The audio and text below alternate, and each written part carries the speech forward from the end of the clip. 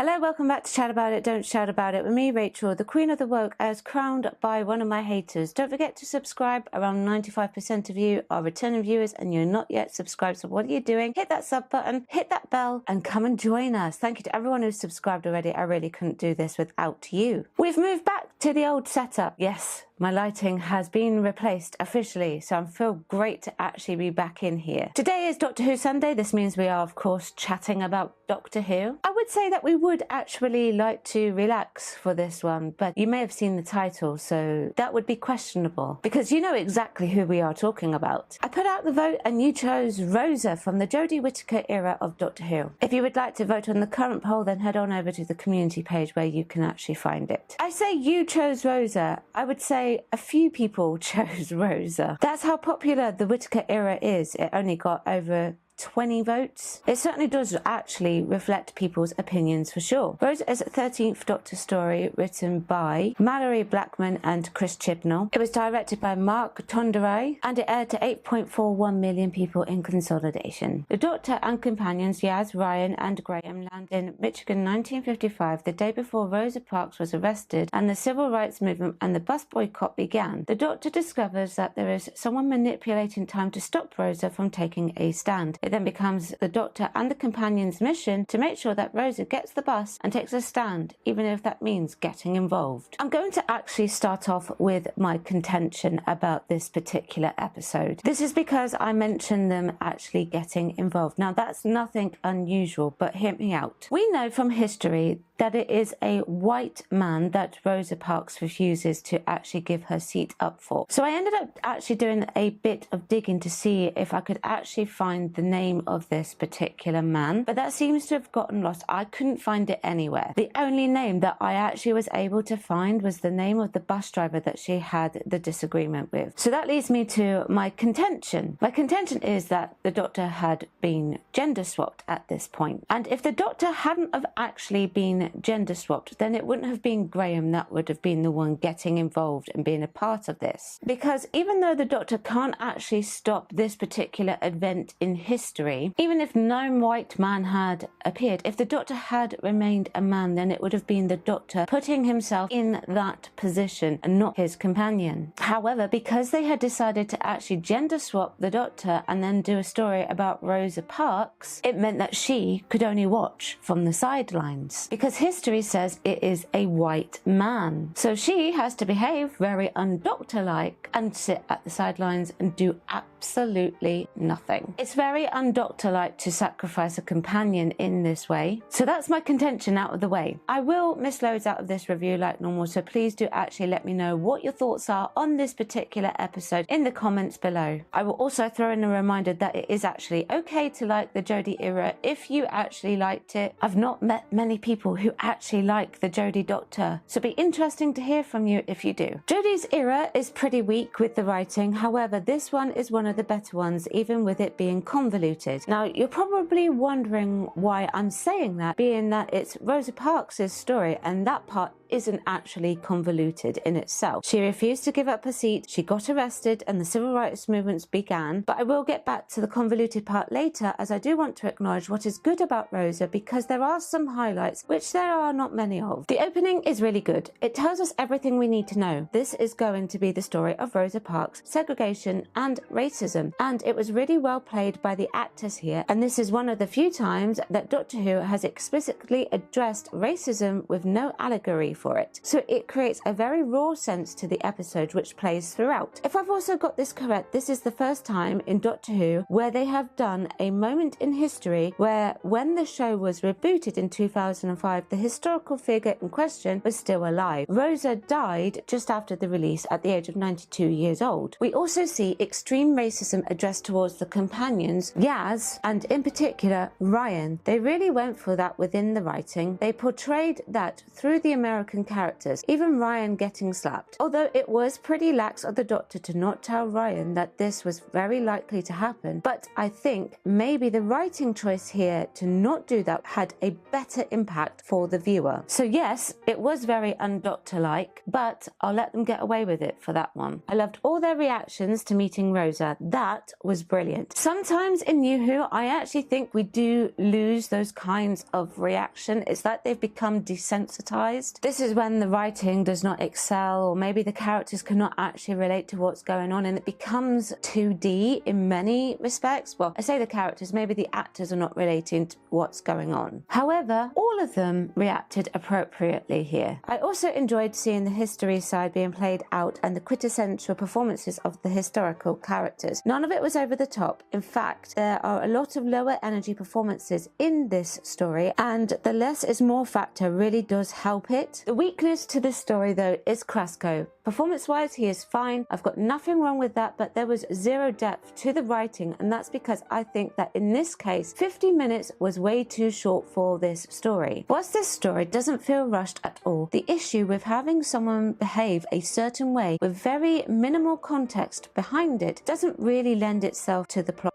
very much at all if you have such a short space of time in order to do it. With enemies such as the Cybermen, the Sontarans, the Daleks, the Master and Davros, there is much more context there. Now I know that they've been worked on for over 50 years by this point, so their depth has been added to, but at least you knew their complete motives when you saw them. They always played out. This is not the case here. The reasoning behind it was racism, but it's literally just that. There's no other real reason, and they don't really offer much more context other than the fact that Rosa is black. I know sometimes the enemy's motives are simple, but they really didn't do this character any justice. I think we could have had a bit more screen time with Kraskow as well, so it would have had more context to it. However, the resolution was too simple. I think it would have been better if he had been on that bus and something dramatic had happened. Well, I say that, but in this case it has to be presented as is. I think maybe we should have seen more attempts on screen of him thwarting the timeline. Kraskow's story is the weakest point of this. However, I do like the scenes between him and Jodie. Now, Jodie for me personally is not the Doctor. She's better in this episode because of the less is more type of energy that she was giving. She's got the odd bit of hyperness, but to be honest